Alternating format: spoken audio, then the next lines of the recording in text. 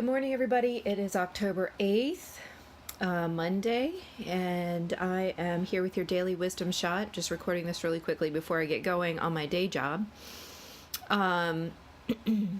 First of all, I just want to thank everybody for subscribing and liking and commenting. Those comments mean so much to me, and I hope that you will continue doing that.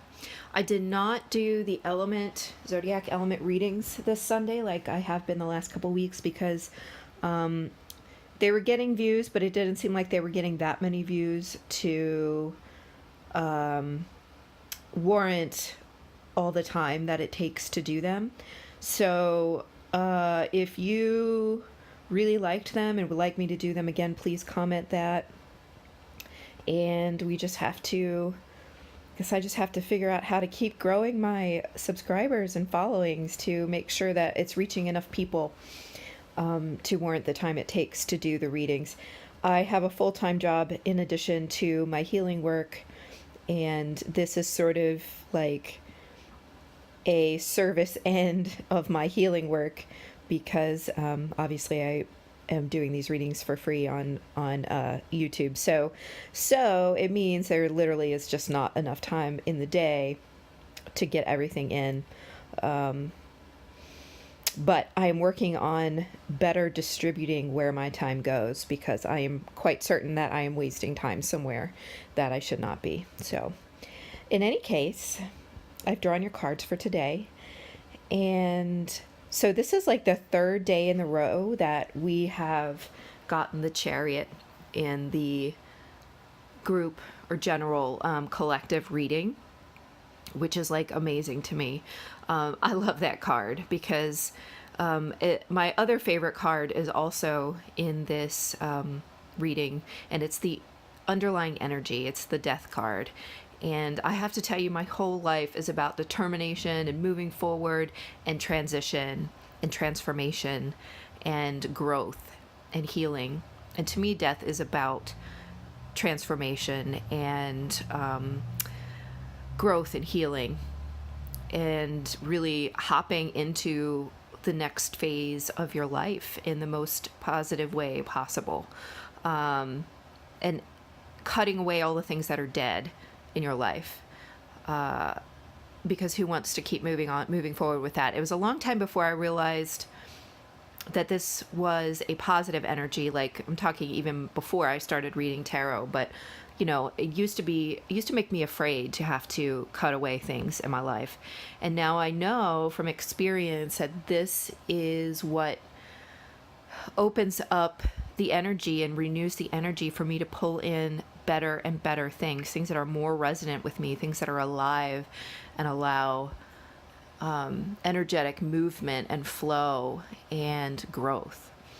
So to me, as with this as our underlying energy, now, first of all, this is the card for Scorpio. So it could be representative of all the things that are happening right now with Scorpio, or with, Pluto and Scorpio. Not Pluto. I'm losing my mind. Venus and Scorpio. Pluto is what rules Scorpio. Sorry. You can tell astrology's not my main thing, but it obviously affects, at least for me, it definitely affects my life and a lot of you guys out there. So I have a rudimentary knowledge of it. So this is a really important time, I think, for all of us that are dealing with relationship issues, or the way that we deal with relationships, or the way that we deal with love in general, even meaning self-love. And the Ace of Cups actually also appears in this reading. So I have to feel like there's something significant there for us to look at. But let's go back to the beginning here. So what we have is the Seven of Swords with the Star. And the Star is another one that's appeared frequently in the readings recently. And I feel like this is talking about the healing of the shadow self, the things that we're hiding in the shadows, and not admitting I think the hardest part is that sometimes we don't admit to ourselves the parts of ourselves that we don't like, to see. And we all have them. No one is like 100% light. In fact, if you were, you would be entirely imbalanced. So the shadow side is an important piece of ourselves to be integrating at this time. And that is also something that Scorpio deals with, is looking at your shadow self and allowing this to integrate into your full being. This is a time of healing of that, especially the shadow side of the way that you deal with relationships and love and self-love. What is attractive to you, whether it be in another person or whether it be the things and the energies that attract you, being honest about that, understanding why that is, and again, accepting that into you, accepting that part of yourself and loving that part of yourself anyway. I think that is one of the hardest things that we have learned through this whole ascension process, because we've been taught our entire lives, and probably in past lives, that if it's bad or if it's negative in any way or perceived to be negative in any way, that we lock it up and we simply deny it and don't do it. And that's not to say that this is like permission to go out and do all kinds of things that are harmful to others in some way or illegal or whatever. But this is permission to look at the parts of yourself that want to, I guess, reach out into those more forbidden areas, because when you allow yourself to acknowledge it and integrate it, it no longer vies for your attention because you've given it attention. Do you understand? So if you are struggling with addiction and you allow yourself to acknowledge and admit the addiction and the things that makes you rely on a substance, other person, situation, energy, whatever, in order to cope, then you have put yourself in the position to truly overcome that addiction, as opposed to simply shoving down your anger, hurt, pain, or whatever, and then continue to try to cover that up with your addictive behavior. So I hope that wasn't too confusing, but what I'm encouraging you to do is to look at the parts of yourself that you do not like, or that are not socially acceptable, or that you feel are not accepted by, say, church community or parents or partner or whatever, and send love to that part of yourself anyway, because it's still a part of yourself. And anytime you're rejecting a part of yourself, you are not you're not accepting your whole self. And until you accept your whole self, you're not going to be able to attract the love or allow the love to flow in your life in the way that you would desire. Everything that you encounter, every person you encounter, is going to mirror this rejection of self. So remember that if you feel in some way that other people are not accepting you, where are you not accepting yourself? Moving on, we have the Chariot with the Eight of Swords. And to me, this feels like moving out of that energy of restricting yourself, of tying yourself up, after healing from the self-rejection. And that's really what this is about. I mean, I'm hearing that this is a big thing right now for anybody who considers themselves to be a twin flame, or any similar kind of relationship category. This is about freeing yourself in order to free all of those who are mirroring your existence, who are mirroring your energy. So this could be a romantic partner, this could be anyone in your life that you're close to, or even those who are farther out in your sphere who may be showing you where you need to do work. This, my favorite, not really my favorite, my least favorite, but also extremely accurate mirror for myself are two things. One, my clients, and two, my employees and volunteers in my other job. Because the ways in which they drive me crazy are the ways that I need to the things that I need to look at within myself that require healing. And I feel that through doing that, through healing those shadow pieces, we're making this quantum leap forward and freeing ourselves from all of this circular, I'm feeling a lot of circular mental energy from a lot of you guys that's keeping you stuck in the same patterns and habits that are holding you back and keeping you from this Ace of Cups, which is showing up in the next column. So we're freeing ourselves from this mental restriction and making this quantum leap forward in a unstoppable, balanced kind of way. Again, this is destined. This is not a small movement forward, not a tiny step in the process. This is a huge leap. And I dare say that this is a leap that's necessary in order for you to move on to the next stage in your healing and to really integrate the energies necessary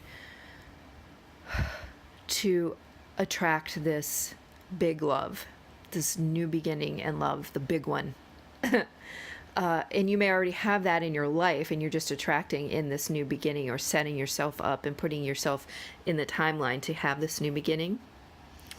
And that's the Ace of Cups appearing in the next column. And when I see the Ace of Cups, that's like huge. That's like this entire new paradigm that you've set up for yourself for relationships. And that's with yourself and with the divine. I always put the divine first with this card because along with self-love, the first thing you need is trust and love in the divine or in the grand order of things. However, basically, God as you understand it, the God of your understanding. So that means it's not about God as I understand it. It's about whatever that means to you. And in the case of people who are perhaps atheists or whatever, first of all, you're probably not listening to this reading because I doubt my readings resonate if you don't believe in some kind of higher power or order. But if so, then whatever order it is that you believe in, whether it is your own self-realization or what. But there is some kind of divine order involved in this new beginning in emotions and relationships and love. And I feel it begins with self-love. That is not the sexiest topic on the planet, but I am telling you that until you have that, none of the other love is going to come through in the way, in the highest possible way. It is always going to be a lower resonating form because you need to completely open those pathways of love within your own heart center, your own heart chakra, and on even deeper dimensional levels before that love is then reflected back to you in another person, okay? And that to me is, it falls above the moon card here. So that tells me it's basically a reiteration of this. Why do my readings like this? I should really just pull 2 cards because the rest of my reading just confirms in maybe a slightly different way everything I've just said. So this is about, again, looking at the shadows and accepting it and loving it, and creating a new start and new love for all those pieces of yourself and everything that you are and aren't. This is full acceptance of everything that you are. And knowing that it's all divinely guided, it's all divinely orchestrated, it's all worthy of love, and your own love and divine love, and none of it is a mistake or an accident. I'm also feeling that any kind of fear that surrounds the acceptance of these pieces of yourself is fully an illusion. And the sooner you release that illusion, the sooner you'll fall into full self-acceptance.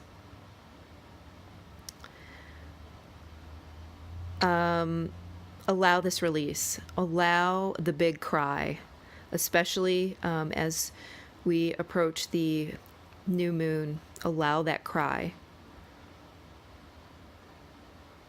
That is your hidden self, your inner self, just calling out for acceptance and for your own love. And you would not refuse that love to a child or to a pet or to anyone else, probably, who has come to you for acceptance. And yet you refuse that to yourself. I say this and I know I'm talking directly to myself.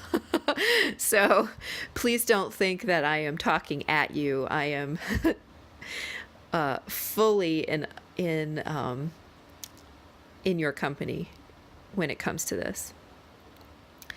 So don't deny that to yourself. The moment you open that up to yourself is the moment the Eight of Swords energy, those restrictions fall away, and the people that you are trying to bring into your life stop restricting themselves as well. And it just opens up all these energetic pathways which are yet unseen, to allow manifestations in, to allow abundant love and relationships in, to allow abundance in the physical sense to come in. Money, opportunities, whatever. It's all related to this full acceptance of self and full love of self. This is transformational. Again, with the Death card at the bottom of the deck. This is fully transformational. Transformational love. This is the gateway. This is the gateway into what you are hoping for and reaching for. And it will never be the same after this. As long as you fully allow the integration of all parts of yourself and you fully love that self, nothing will ever be the same, for the better. All of the parts, all of the things that are now dead in your life fall away and allow for a brand new growth. This is paramount, especially for Twin Flames Lightworkers, starseeds, anyone who's doing healing work.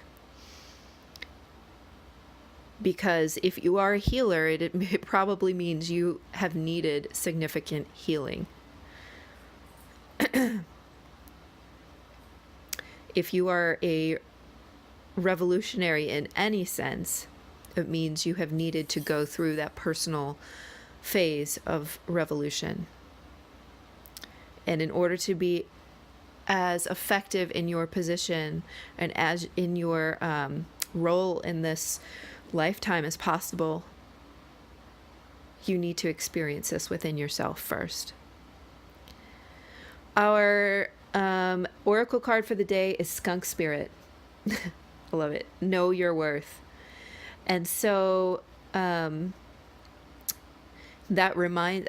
mirrors to me the Ace of Cups, and knowing your worth, knowing that you are deserving of all of your own love, which then makes you open to everyone else's love.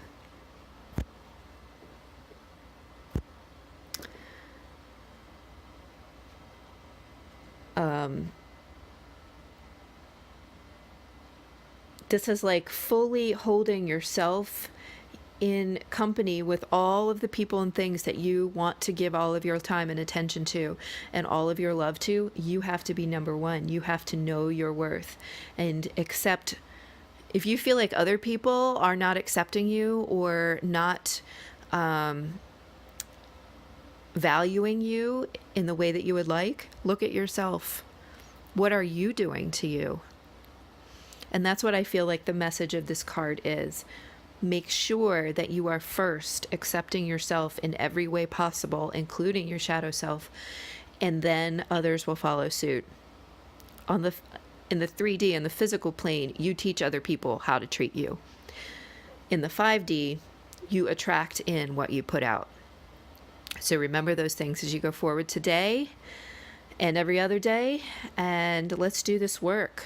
Let's love ourselves. Let's accept all the parts of ourselves so that we can bring in the kind of love that mirrors that full self-acceptance.